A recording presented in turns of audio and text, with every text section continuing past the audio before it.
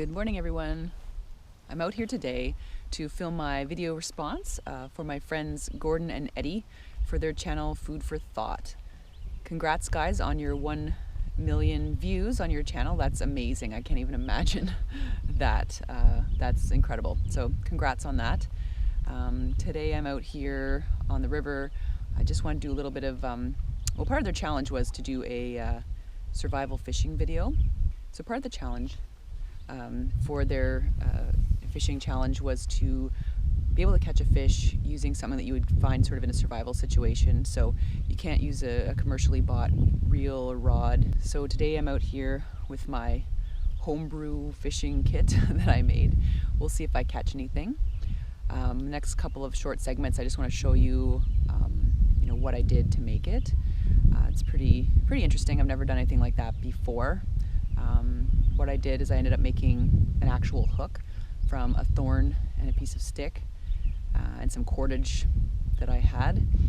And also, I found a small stick that a beaver had chewed and peeled, which was handy.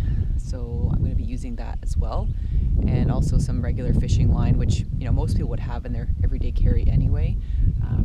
I thought of being hardcore and like trying to dig up some spruce root and trying to braid a line or something like that, but I thought that was a little much. So because most people would have fishing line in their everyday carry. So as part of my survival fishing video, I need to find something to make a hook out of. So I've been spending the better part of about the last 45 minutes looking for hawthorn in order to make the hook from that. So I just been walking on this trail, and lo and behold, you can see hawthorn. So there's lots of, it's a little bit backlit, you can see there, these large sharp points. So I'm hoping to harvest some of the stiffer ones to make some kind of a hook out of it. We'll see how that goes. I'm just going to grab a bit of that and keep amassing the things that I need for my fishing pole as well. So as you can see, I took the thorn, cut it down to size there, and I've attached it to a little piece of stick and used some thin braided cordage to attach it on. Okay, so I've got a good hook there. So I grabbed this stick from outside. It's hardwood. I just, as you can see, that's where I kind of took it off there, carved it down a little bit thinner, whittled away there, and just used this sort of thin black cordage scrap that I had laying around. Now in my everyday carry kit I would have something like this or a fishing line, so consider that okay for part of my survival fishing. So there you go, there's the hook, and what we're going to do is attach a little bit of fishing line up to this part of the hook there. I'll probably end up using a little stone or something as a sinker if I need it, and then I can tie a little stick higher up, as a bobber. Alright, I hope it works. Alright, so let's just take a look at the rod and my little setup. So as you can see, here's a little stick that the beaver chewed off. I basically found it floating on the river the last time I was out fishing, so I thought it would be perfect. You can see the little teeth marks and stuff in it, which is pretty cool. Got wound around it the fishing line there. I think I put a little bit too much on, but I guess you never know the depth you're going to find the fish, and certainly put enough on here. But this is the cool part here, which I saw in the last segment. This is you can see it there in that light, a homemade fishing hook. I've got the homemade fishing hook secured on my fishing line here. And I also made a little weight here. I just tied on a stone, okay, to the line. So we'll see how it goes with this setup. And I plan to use just some grubs. So anyway, I'm gonna get started fishing here and we'll see how it goes. I hope I catch something. All right guys, so I just hold myself up on shore here. I'm in my little canoe, but I'm gonna do a little bit of survival fishing here. So I'm marooned. Oh, it's a butterfly, look at that. It's pretty cool. So I was really survival fishing. I would catch the butterfly and use it as bait, but I've actually got some worms. So I'm just here on this by this bridge. See a lot of little fish hang out around bridges and stuff like that. So let's get started. As you can see, I've got a lot of fishing line. Just gonna unfurl it a little bit. Ooh, it's like a propeller. Got my little wormies here. It's a little piece of worm. I'm just gonna put a little tiny bit of it on here. This hook is extremely sharp, like I said. All right, there you go, it's my little piece of worm. I hope you can see what I'm doing. I'm not sure you can, but a little bit of a current right here. So I'm just gonna kind of drop it down. I've got my little stone for a weight.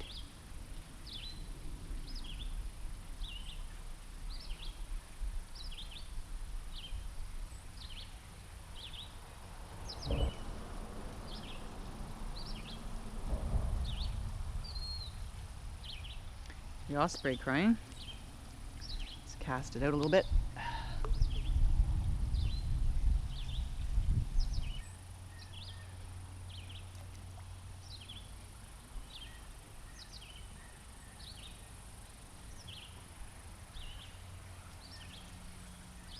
Ooh, cool. There's like a June beetle.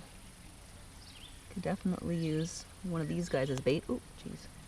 One of these guys as bait, or cook them or eat them or something. Ooh, they're kind of gross. Ooh.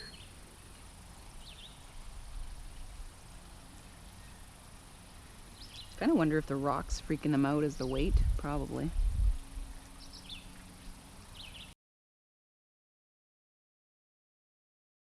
Oh, that's look at that. Whole bunch of rock bass just laying here. I'm wondering why I'm not getting any bites. Some rowers. Looks like someone was fishing here and being a little irresponsible and leaving a ton of fish.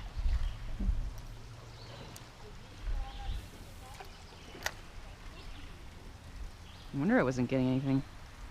All right, let's give this another go. It's another day, another lake to try out my survival fishing rod. I just want to see if I can catch a little panfish today. I'm out on Big Rideau Lake, which is a really deep lake here. As you can see, it's a lot bigger than what you guys can see. There's actually lake trout on this lake. I've never really had success fishing for lake trout here, but they are here. Lots of panfish, pike, largemouth, smallmouth. There's even catfish and stuff in here. Anyways, so we're gonna give it a whirl today. Since my day on the Madawaska River with my survival fishing rod was a bust and I had to head home, I thought I'd bring out the survival fishing rod here to check it out. All right, so we've arrived at our first location. There's this old sunken dock here, so I'm going to just try some fishing with a survival fishing rod.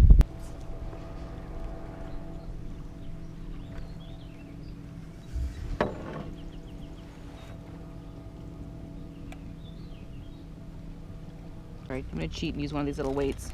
I had a stone tied on here on the last trip, and I forgot it somewhere. I don't know where it is. I guess I could go back to shore and grab one, but I'm too lazy. So I'm just gonna pinch on this little weight here. Okay, let's try this again. Well, that's better.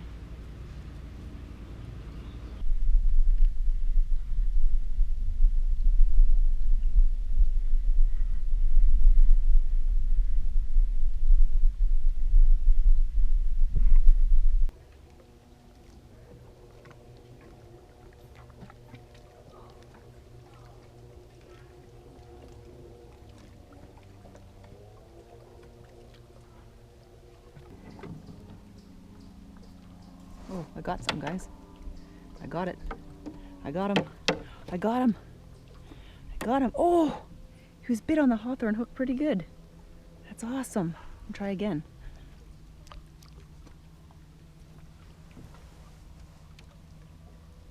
Ooh, that was good. Oh.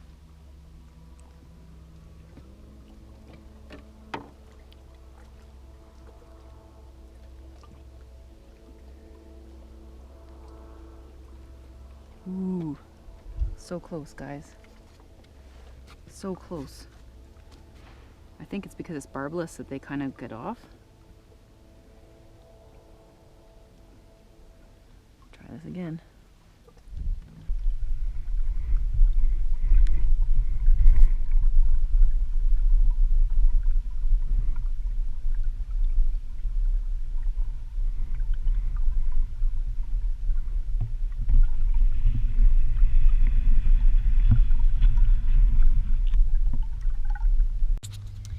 Well, I'm out here doing a survival video and just kind of trolling along here and not getting anything. So I figure, oh, I'll just drop my regular fishing tackle and I get a little perch.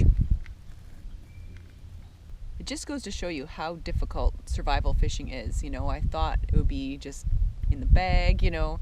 I'm a pretty good fisherwoman, but when you start making this homemade type stuff, it's a completely different technique and you really have to learn how to do it properly. And so I'm sure I'd be really frustrated if I was hungry and I needed to get a fish. Well, since I had no luck with the traditional way of doing it, I've put on this little spoon with a fly that I suppose I could carry in my everyday carry kit for emergency fishing purposes. I'm going to see if this makes any difference at all in trying to catch these guys. They're just hovering around the boat here, but they're not biting, so let's see.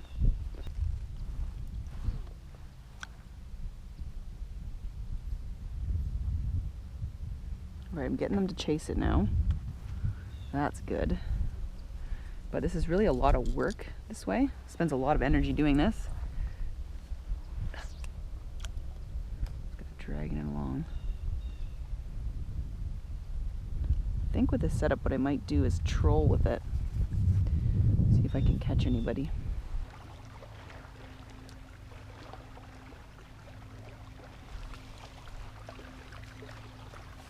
There's that bass right there. See him? 1.5 feet long, right there. Whoa, look at that guy. Oh my God, he just went for it. What? That's crazy. That would be nuts. Hawthorne hook would not hold him.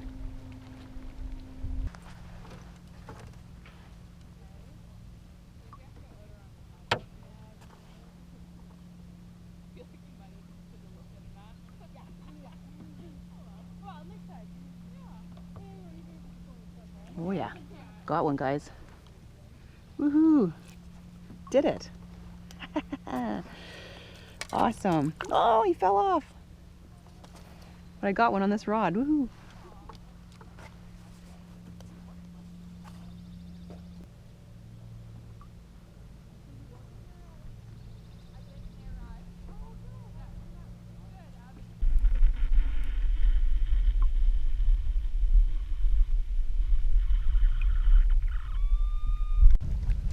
Alright, so what I'm finding is that I got a couple of fish on, 3 actually, on the Hawthorne hook. However, because it's not barbed, they tend, if you don't keep tension on that line, they definitely get off. So I'm going to try, you know, the old-fashioned way of a treble hook attached to my little setup and see where we get from there. Oh, that's a good bite.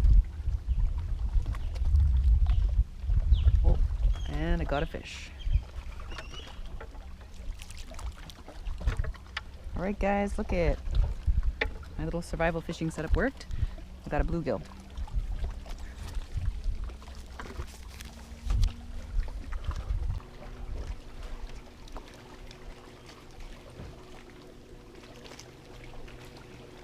Oh, I got another one.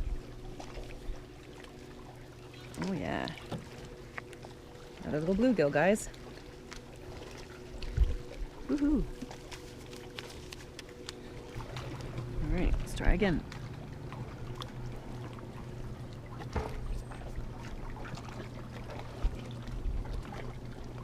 Sort of bobbing up and down here. Whoop. Oh yeah, got another one.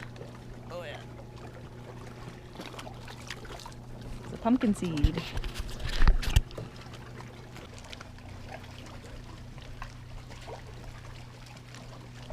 Well, got another one. Oop, he came off. Got him. Oh yeah, nice.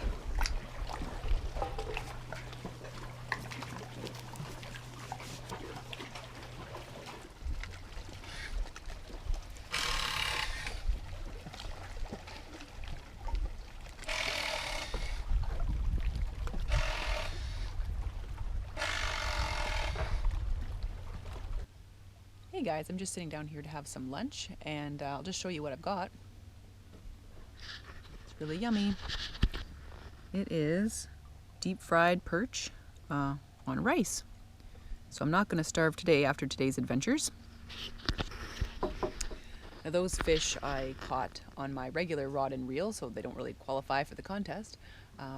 But I had a lot of fun actually doing this VR for Food for Thought.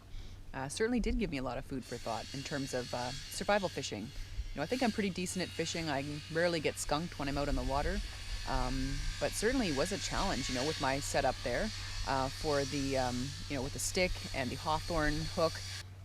I thought I had it in the bag with that, but no, it was really tough. You know, the most exciting thing was, you know, when I actually put on some artificial bait, you know, that little bit of rubbery trout you know, bait there, and the 18-inch bass actually raced at my little hawthorn hook with it on there and just about grabbed it, but then freaked out the last second and, you know, swam away. So that would have been amazing if that would have caught that on my survival fishing gear. There were a lot of pumpkin seeds and bluegill that chased it, and only grabbed that one, and just as I was bringing it into the boat, he fell off the hook. So, and that one was actually when I used a little spinner there that had the little fly at the end. So reflections, you know, I think certainly it's difficult to use live bait on, you know, those little homemade hawthorn hooks because it always seems to fall off, or they can grab it off quite easily. The hook is really sharp, but it's big, so bigger fish would probably be better for that. I might use like a rose thorn or something another time for the small guys. It was very difficult to get action, to get the fish excited about the lure, you know, especially when you're manually casting out the line and pulling it in by hand, just trying to get them to chase the lure. It's really difficult, tiring. I mean, I was out for many hours just attempting to get something. And so can you imagine a survival situation trying to do that and get all the calories you need in a day? You really have to be in a lake or river where, you know, they're really hungry and they're going to bite a bare hook, you know, because if you're not in a situation like that, it's a challenge. You know, when I was in a boat, a lot of the times in a survival situation, you're going to be fishing offshore.